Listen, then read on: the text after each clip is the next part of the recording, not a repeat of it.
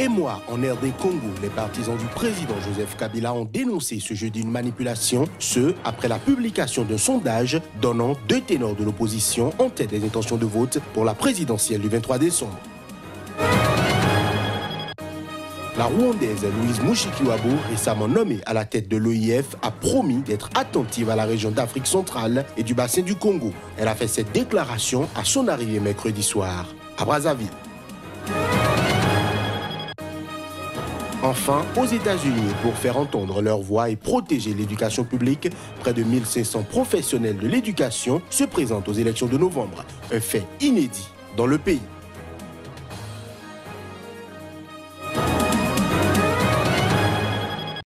Voilà pour le sommaire de ce nouveau journal sur Sika. Bienvenue à toutes, bienvenue à tous. En République démocratique du Congo, les partisans du président Joseph Kabila Kabange ont dénoncé ce jeudi une manipulation après la publication d'un sondage donnant 2 ténors de l'opposition en tête des intentions de vote à la présidentielle du 23 décembre prochain. Dans ce sondage publié mardi, le candidat du pouvoir, Emmanuel Ramazani Shadari, n'arrive qu'en 3e position. La majorité au pouvoir en République démocratique du Congo dénonce une manipulation maladroite après la publication d'un sondage donnant 2 ténors de l'opposition en tête des intentions de vote à la présidentielle du 23 décembre.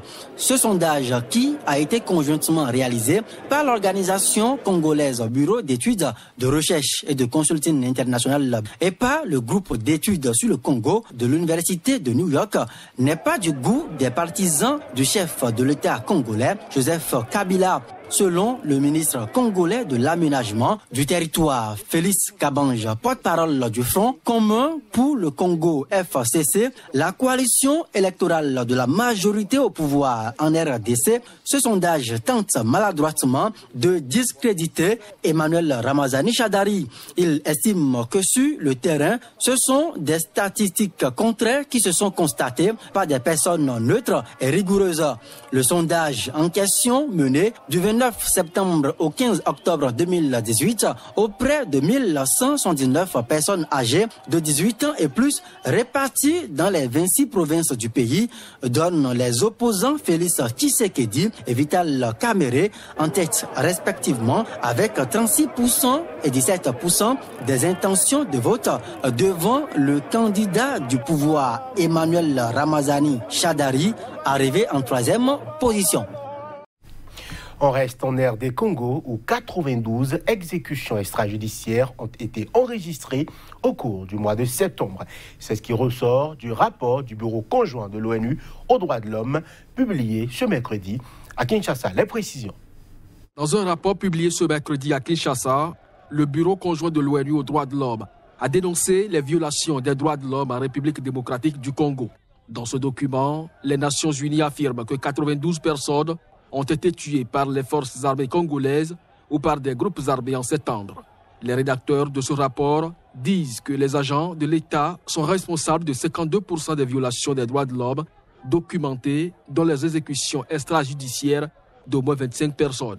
Ils disent également avoir relevé 623 violations des droits de l'homme au cours du même mois, ce qui constitue une hausse par rapport au mois précédent.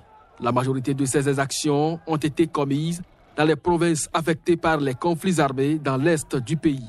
Depuis une vingtaine d'années, l'est de la RDC est en proie à une insécurité chronique. Une centaine de groupes armés essaiment la région, se disputant notamment le contrôle des ressources naturelles abondantes dans la zone. Je l'annonçais en titre, la Rwandaise Louise Mushikiwabo, récemment nommée à la tête de l'Organisation internationale de la francophonie OIF, a promis d'être attentive à la région d'Afrique centrale et du bassin du Congo durant son mandat qui doit démarrer en janvier 2019. Elle a fait cette déclaration à son arrivée mercredi soir à Brazzaville.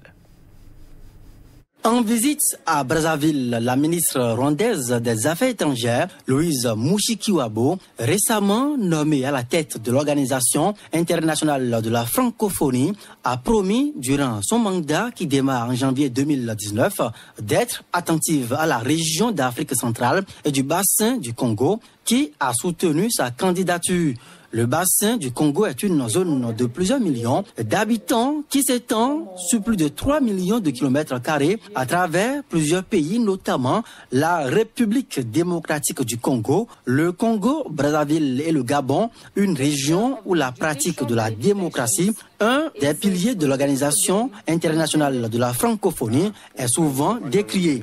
L'ex-ministre rwandaise des Affaires étrangères avait déjà déclaré le jour de sa nomination à la tête de l'OIF qu'on peut faire beaucoup plus et beaucoup mieux avec la francophonie qui peut peser sur le cours des choses, que ce soit au sein de l'ONU ou dans les organisations régionales. La nouvelle secrétaire générale de l'OIF, élue pour un mandat de 4 ans lors du dernier sommet de cette organisation à Erevan en Arménie, devrait rencontrer à Oyo, ville située à 400 km au nord de Brazzaville, le chef de l'État, Denis Sassou Nguesso, qui séjourne depuis mardi. Jeudi Noir, c'est le nom d'un nouveau creuset lancé de jeunes béninois. À travers cette initiative, les membres du groupe veulent dénoncer les actes posés par le régime actuel, notamment la privation de liberté et la mise en péril de la démocratie béninoise. Pour plus de précisions, je vous propose de suivre Calvin Doudétien. Il est membre du creuset Jeudi Noir. Nous sommes ici ce matin, une fois encore, pour manifester le deuil, la mort de la démocratie béninoise. Et c'est en cela que nous avons sorti le concept Jeudi Noir. Et si nous avons sorti le concept Jeudi Noir, c'est parce que nous avons vu que sous M. Patrice Talon et sous le régime dit de la rupture, et que le président de la République a voulu faire les choses comme il a voulu. Il a voulu faire les choses comme il sous-tend le faire. M. Patrice Talon a voulu faire les choses sans suivre les règles élémentaires de la République. M. Patrice Talon utilise la justice qui devait être impartiale à son gré. Nous avons vu plein de nos compatriotes qui sont renvoyés à l'exil. Aujourd'hui, ne pourront pas revenir sur la terre de leurs aïeux. Nous avons un de nos camarades qui se retrouvent aujourd'hui en prison parce qu'ayant eu le courage de dire haut et fort ce que beaucoup de Béninois pensent bas. Et aujourd'hui, ils sont privés de leur liberté. Le régime dit de la rupture est en train de terroriser son peuple. Le régime dit de la rupture a mis tout un peuple au silence. Le régime dit de la rupture est en train de faire de la terreur. Et comme la démocratie béninoise, elle a été acquise par de grandes luttes, les gens ont lutté pour que le Bénin soit ce qu'il est aujourd'hui. Nous ne pouvons pas croiser les bras pour que M. Patrice Talon et son clan viennent détruire cette démocratie chèrement acquise. Mesdames et messieurs, cette édition suit son cours. Massacre de 6 villageois en 2012 en Guinée. Les victimes survivantes de ce drame ont porté plainte dans leur pays contre une société minière qu'elles accusent de complicité. La Cour de justice de la CEDEAO est également saisie contre l'État guinéen. Les faits remontent au 4 août 2012 à Zogota, au sud-est de la Guinée. Les forces de sécurité et de défense avaient tiré sur des villageois qui protestaient depuis plusieurs jours contre la politique de recrutement de la société minière Val BSGR. 6 habitants avaient été tués, plusieurs autres étaient blessés. Le 11 septembre dernier, l'ONG Les Mêmes Droits pour Tous, MDT, a déposé une plainte devant le procureur de Nzéré-Koré au nom des victimes contre la société minière pour sa responsabilité présumée dans les assassinats, arrestations et détentions arbitraires, tortures, destruction de biens privés entre autres, contre les habitants de Zogota. Selon l'ONG, la compagnie minière avait étroitement collaboré avec les forces de l'ordre en aidant à planifier l'action, en ravitaillant en combustible des véhicules et en mettant d'autres à disposition. Du côté de la police et de l'armée, il est dit que c'était une mission d'arrestation légale et non une attaque répressive. Et la compagnie affirme n'avoir rien à voir dans cette attaque. Mais ces dires ne correspondent pas aux preuves collectées sur le terrain, d'après le directeur de Advocates for Community Alternative. Les victimes viennent de saisir la Cour de justice de la Communauté économique des États de l'Afrique de l'Ouest, dont le siège est à Abuja. Elles accusent les autorités de Conakry de violation du droit de la vie, à ne pas être torturées et à ne pas être arrêtées arbitrairement et d'avoir failli à leur obligation d'enquêter, de poursuivre et de punir les auteurs, ainsi que de n'avoir pas apporté des réparations aux victimes de crimes commis par des agents de l'État ou d'autres, tels que la compagnie minière Val BSGR. L'hiver dernier, des dizaines de milliers d'enseignants américains quittaient leur salle de classe pour aller réclamer de meilleurs soins de santé et une augmentation des salaires. Aujourd'hui, pour faire entendre leur voix et protéger l'éducation publique, près de 1500 professionnels de l'éducation se présentent aux élections de novembre, souvent pour une première. Depuis 9 ans, Amy met toute son énergie et son inventivité au service de ses élèves dans cette école publique de Virginie occidentale. Amy et ses collègues sont parmi les enseignants les moins bien payés du pays. Moins de 35 000 $ par an en début de carrière. L'hiver dernier, c'est à contre-cœur que l'institutrice déserte la classe pendant une dizaine de jours pour la première grève de sa vie. Une démarche illégale pour les employés de l'éducation publique en Virginie occidentale. Ce jour-là, ils discutaient d'une augmentation pour tous les employés. Nos cotisations avaient augmenté, mais les soins de santé couverts par l'assurance avaient diminué. Nous en avions assez et nous avons décidé de faire grève. Ce n'était pas pour une augmentation, ce n'était pas par rapport aux conditions de travail. Au départ, c'était à cause de l'assurance santé. La grève est suivie dans plusieurs États et fait des émules comme ici dans l'Oklahoma. Des dizaines de milliers d'enseignants, de chauffeurs de bus scolaires et d'employés de l'enseignement descendent dans la rue. Résultat, une augmentation de salaire de 5%, la première en 4 ans. Pour l'assurance santé, ils attendent toujours.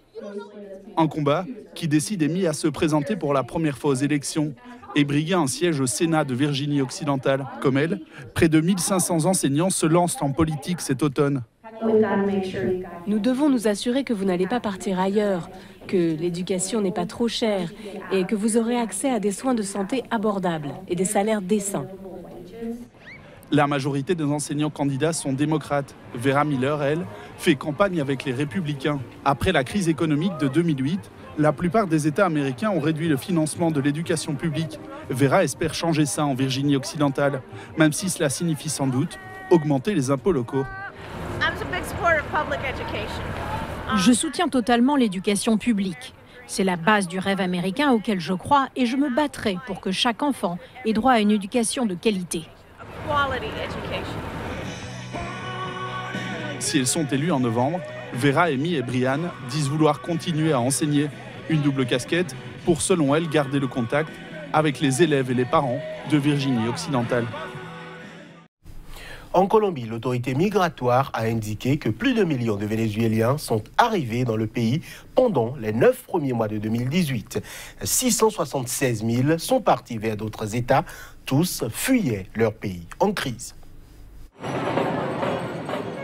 De janvier à septembre 2018, plus d'1 million de Vénézuéliens sont entrés sur le territoire colombien, tandis qu'un peu plus de 676 000 sont partis vers des pays tiers. En somme, il y a plus de 1032 millions de Vénézuéliens en Colombie, dont 573 000 régularisés, 217 000 en situation irrégulière et 240 000 en cours de régularisation. Selon l'ONU, près de 1 900 000 de personnes ont quitté le Venezuela depuis 2015, fuyant la crise économique et politique. Chaque jour, quelques 5 000 citoyens abandonnent le pays pétrolier, formant le plus important déplacement de population dans l'histoire récente de l'Amérique latine. Réticent à reconnaître la vague migratoire, le président vénézuélien Nicolás Maduro a demandé à l'ONU de justifier ces statistiques. Le président colombien Iván Duque a estimé fin septembre que l'arrivée d'1 million de migrants vénézuéliens pourrait coûter cette année environ 1 348 $. Il a prévenu que la Colombie n'a pas la capacité de faire face seule à cette situation. Voilà qui met un terme à cette édition que nous vous remercions d'avoir suivi. Merci de nous rester fidèles. À très bientôt pour un autre point de l'actualité sur SICA.